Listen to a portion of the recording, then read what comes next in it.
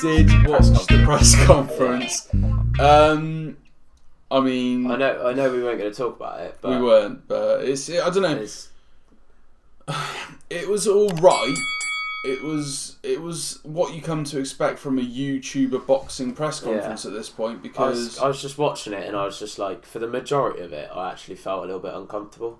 Yeah. But I was just like, really? Like, I get it that Gibbs sort of like hyped himself up so much because he sort of got what he wanted, effectively, because this is what he's been pushing for. Oh yeah, 100%. He's like forced Jake into this sort of corner of fight or take fight or whatever. Yeah. And it's kind of like, well, Jake's not really interested. Whether he'll sort of be, I guess, professional and actually outbox him and stuff, I don't know. But no. Or whether he'll sort of be complacent and lose. But yeah, I was just kind of watching it, just like Jake really doesn't want to like be doing this. It's just he didn't want to be there because he doesn't feel like he is at the same level as Gibb. Yeah. He feels like Gibb is like below him.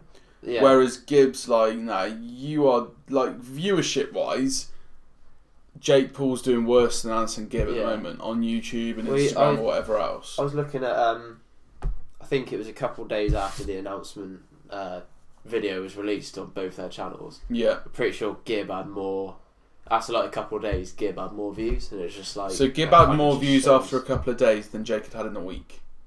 That was what it was. So like, but then Gibb had used Jake's footage, so Jake got Gibbs' video taken down, and then Road to Shore mugged him on Twitter. Yeah, which you know Harry had to get involved. But for me, that fight now, the press conference wasn't as bad as the Logan Paul versus KSI second press conference, which was the one in freaking LA. Embarrassing. Yeah, it was awful. It was so embarrassing. Like even both of them, to be fair, like. These guys are trying to like... I would say the LA one was worse than the UK one. Yeah, definitely. That's only because the UK one had True Geordie trying to like keep it on track, and he did a pretty good job of it. But in the whole look at the whole of the event, these guys were meant to be two YouTubers bridging the gap into mainstream media and mainstream sport, and instead of that, they looked like absolute fools. Yeah. In my opinion, it was just childish like playground arguments, which I thought were a little bit pathetic. But the Gibb and Jake one was all right. I mean, Gibb looks like he's just there to box. He doesn't really care particularly. But I mean, I'm pretty sure KSI is sort of, is he my age or is he about 26? He's 26, 27. Logan's probably 24, 5. Yeah. So I mean, you know. I mean, obviously they're different to a lot of normal people, but up here? Yeah, exactly. So, like maturity levels are going to be a lot different. Yeah, they're not the most. They didn't seem like the most mature pair to begin with. When you then like look at, but then and that's probably mostly because of the audiences that are actually sort of going for. Really. Yeah. Because obviously they've got young audiences. So and I think DAZN themselves were trying to like get certain people into boxing. Yeah. Which, if you're going to try and get certain people into boxing to watch the fight and do the pay-per-view, you're going to have to try and convince those kids that find, you know, JJ has no dick jokes funny. So I guess that was kind of expected, but I don't know, it just annoyed me, I think, watching it. And then the sort of follow-up to that is obviously Gibb. I don't know how old Gibb is, but I imagine he's 22, 23. Yeah. And then Jake Paul must be 21, 22. Yeah, around that. So, if not a little older. If anything, it's probably just going to be even worse in a sense. Yeah, I mean, it'll be interesting to see what happens. That's on a face value, not knowing anything about them sort of thing. But then saying that, a lot of like the like childish jokes were coming from Logan Paul saying like a balcony, wasn't he? But then he's American, so what do you expect? Yeah, I mean...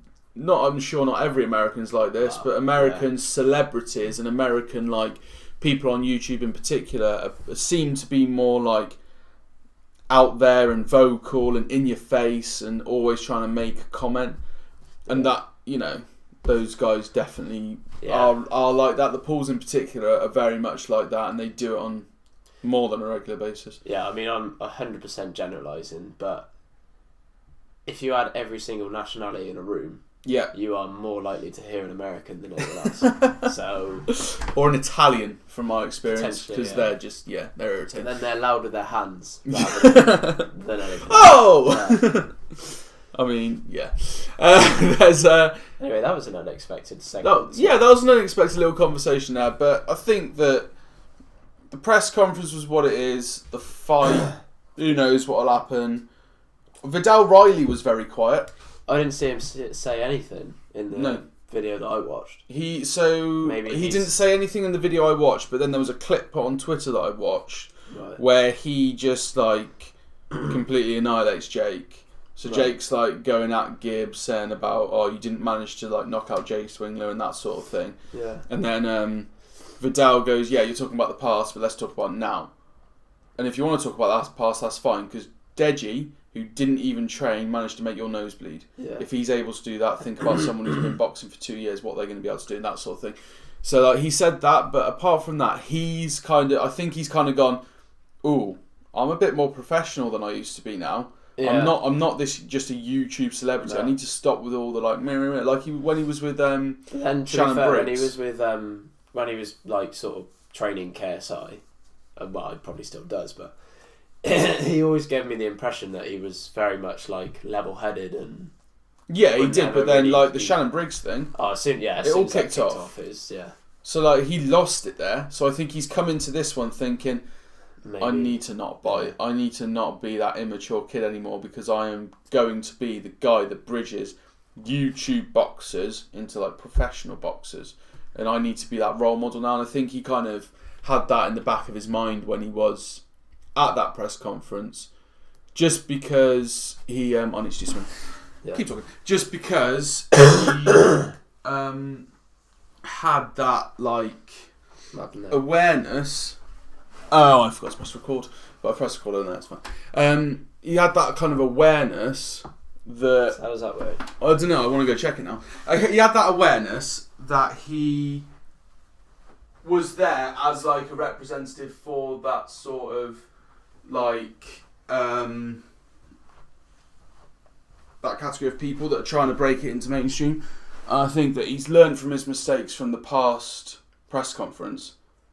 Came into this one and was a bit more like, no, we're here to do a boxing press conference. So anytime anything kicked off that wasn't boxing related, he was just like, nah, I'm not going to get involved. I guess like, especially with the first fight with KSI Logan, they were on about, this is before he signed his pro contract with the Mayweathers. So he probably wouldn't have been, obviously he's been boxing his whole life, but he might not have had certain exposure as he will have had now. So like you say, he's then got this different sort of mindset to it now that he's been exposed and he's knows how it's properly done, I guess.